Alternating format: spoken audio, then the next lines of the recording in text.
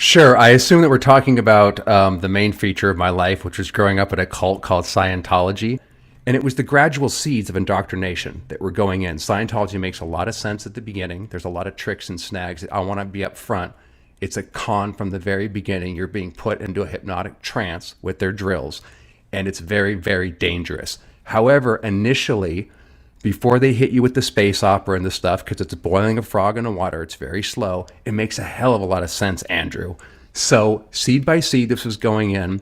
I had a vulnerable point in my 20s, and I took to it. Again, I'm making a long story short. So, from around 20 to 33, I was a 100% Manchurian candidate believer. And dude, they make Manchurian candidates. I'm not using that as a word to for effect. I was in a different reality. I totally believed it. And even though I've been out 12 years now, Andrew, I woke up in January 2008 because a concerned friend from my acting class dropped off a cult book called Combating Cult Mind Control by Steve Hassan. And I was out of Scientology in about 20 to 30 minutes reading that book. But between even being out over 12 years now, people don't understand, man. I know it looks stupid. Scientology looked stupid to me when I was a kid, and it looks stupid to me now.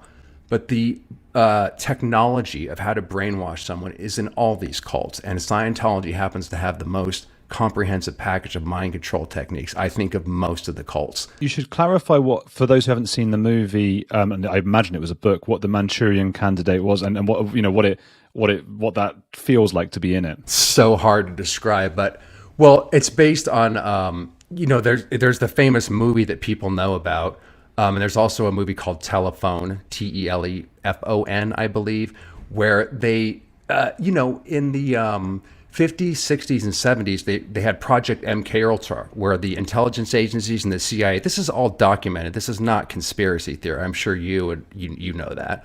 But they were trying to basically use hypnosis, pain, drug, and hypnosis, was what L. Ron Hubbard called it when we were in the cult, because he was trying to expose it while simultaneously taking that technology and doing the same thing to us.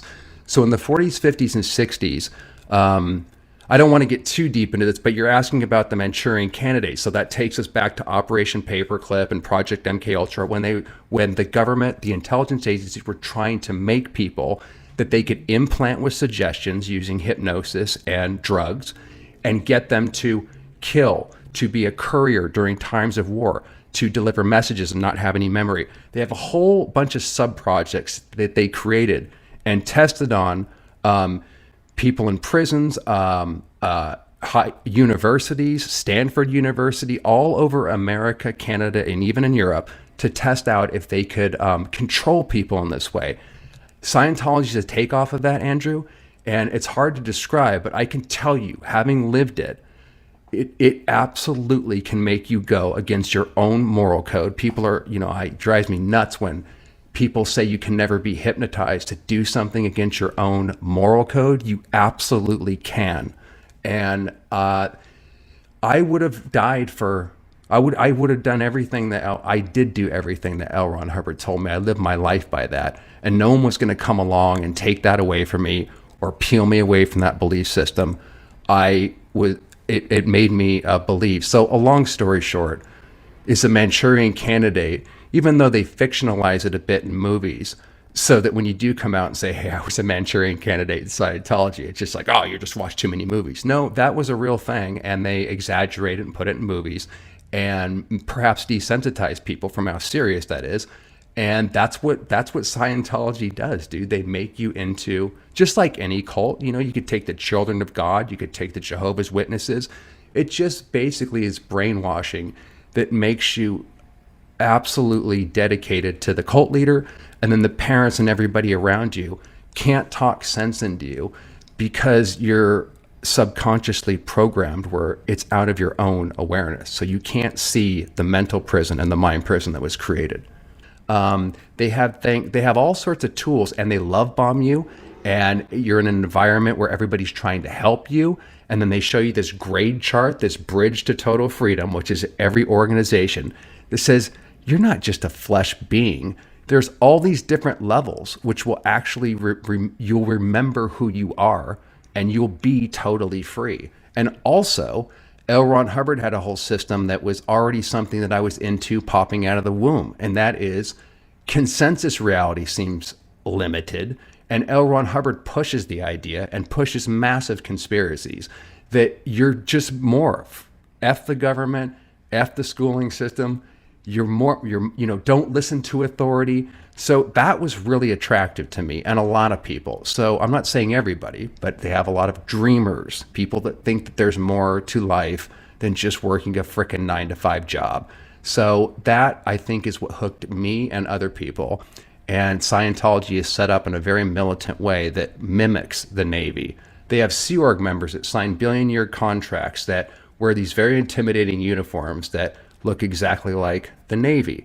I think that's what hooked my dad, because they have L. Ron Hubbard was in the Navy. He was probably an intelligence operative of some sort, and he used techniques that were very similar. Let me just say that, they had an intelligence operation, which is called OSA. That stands for Office of Special Affairs. That's the equivalent of their CIA. Their CIA, called OSA, was more effective than the actual CIA itself. So that gives you an idea of the operations they were able to run on critics. And dude, there's a whole litany of it on the internet. Like I said, many brave souls have actually died for this, have gone insane. So I personally, since I lived it, I understand how it works. My whole channel is basically about breaking down how the trap is done, so that people like me don't just think that they can't fall into a cult. Xenu, I'd never fall for that. How can these idiots fall for that? What they don't see is the mechanics of how the trick is done. This shit is used on us all the time, every day, 24/7, dude. So for someone to come along and say that they're oblivious, or not oblivious, but that they can't be susceptible to mind control, that's a really stupid statement, in my opinion, because everybody is. And one of the things that I got out of Scientology, which I'm thankful for, despite the torture of it, is that it completely opened up my eyes after I came out of the cult to see just how much what L. Ron Hubbard is using is used on the global scale.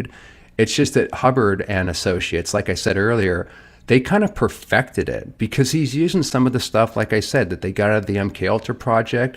You add all the NLP, dude.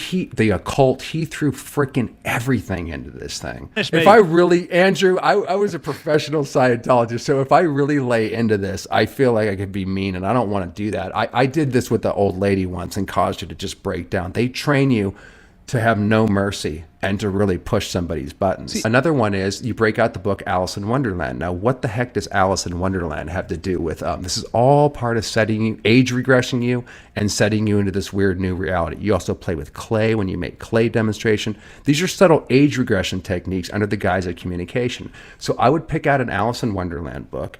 And now I was trying to be an actor, Andrew. So these also appeal to artists, because we were learning how to communicate with someone. So what I do is I take a line from Alice in Wonderland, which are really weird and is getting you to speak gibberish, but getting you to think that that's more and more normal, because the more you go up in Scientology, the more you're going to be hit with gibberish. But because you are doing weird things at the beginning, like Alice in Wonderland, you're being set into this new reality slowly.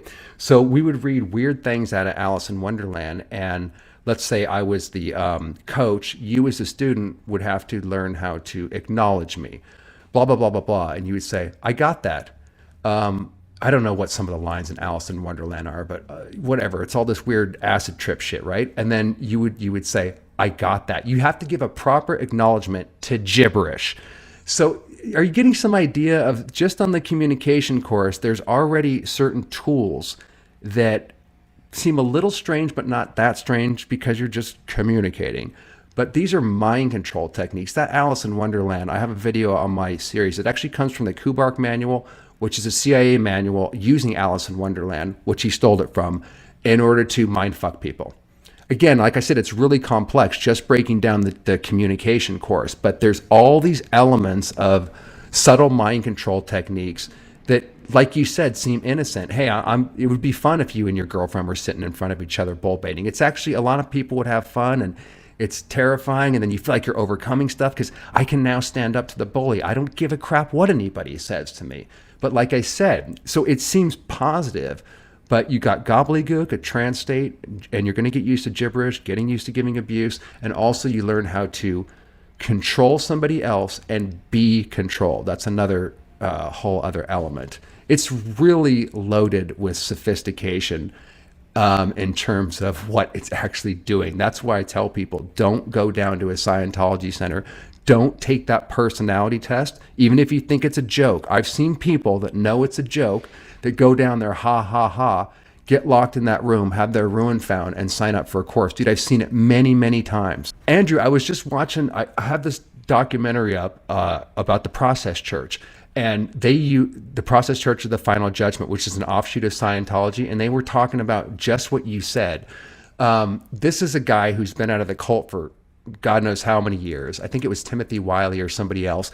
And he was talking about that. And there's some validity in that. They do bull baiting too. They do the training routines that we just talked about in that cult. They stole everything from Scientology. And he said, where else can you actually say these kind of things? Where else can you test if you can take it? Dude, I'm telling you, it's this weird double-edged sword. And I've had so many discussions with ex-Scientologists that will swear that these are beneficial and they're not. Maybe they get out of Scientology and they go, okay, the Xenu stuff's crazy and all that, but I'm still going to hang on to these training routines. I know people that are doing these at their house right now, man. And this is why I try to break down hypnotism as a main theme, not just some word to throw off and some Spengali, it's not like that. It's more like NLP, and it's more like going into a light trance state while being totally conscious. You're not falling asleep or anything. You do go into a deep trance state a lot of the times in the Scientology auditing, and I've been knocked out for 30 minutes and then come to. So you can actually completely go to sleep, but these are subtle mind control techniques and techniques of putting you into hypnotism and Scientology. It's the communication course. It's basic tools for life. It's how to fix the family. Then when you get into the auditing, which is where you hold the soup cans, another psychotherapist hypnotizes you and implants false memories into you while you think you're going spiritually free and remembering real past lives. That's when you start to get introduced to the space opera. They throw you onto the tape lectures. You just drone on and listen to Hubbard just gibberish, in the chorus room for weeks, hours, years on end. So by the time you get up to those confidential levels, and bro, they put you through the ringer just to get on there. Your ethics have to be spot on. This is where they get the blackmail material on you. You have to tell them every crime, everything you've ever done. And then when I got onto OT3 and was told this, I felt every night these frickers, them talking to me. So this is, by the way, where the MK Ultra stuff kicks in, because they were to disassociate and create multiple personality disorder. That's a technology. And by the time you get up, it's not just stupid Xenu stuff. It's designed to split you into different personalities. If you remember the Freemasons, Scientology, the OTO, what makes those cults and different than a religion is the pyramid structure, and they dole out information, and the idea is to get to the top. So the Freemasons have, they go up to the 33rd degree. It goes beyond that, actually, but they have, in other words, it's levels. And Scientology, they have all these different levels to get up the bridge. So they dole out bits and pieces of information. In these cults, in these secret societies, that's why I call that the series Raised in a Secret Society, to distinguish it between a religion. You don't have to pay $1 million, sacrifice your family and your life and your time and invest in all that to find out their creation myth. It's $1 million in 10 years or whatever to get up to the top, so you can find out what it's all about. And by the way, the very top of Scientology, in the 80s, before they actually removed the very top of the bridge and changed it because it was so offensive to Christians. So what people were learning, imagine this, Andrew, to get from the very bottom of the bridge all the way up to the top, which is called OT8, which stands for Operating Thetan 8, and a Thetan is a spirit. So operating as a spirit, level 8, the highest level you can get into Scientology. He said that he's Lucifer the Lightbringer. He's come to halt the second coming, and he's basically a Satanist.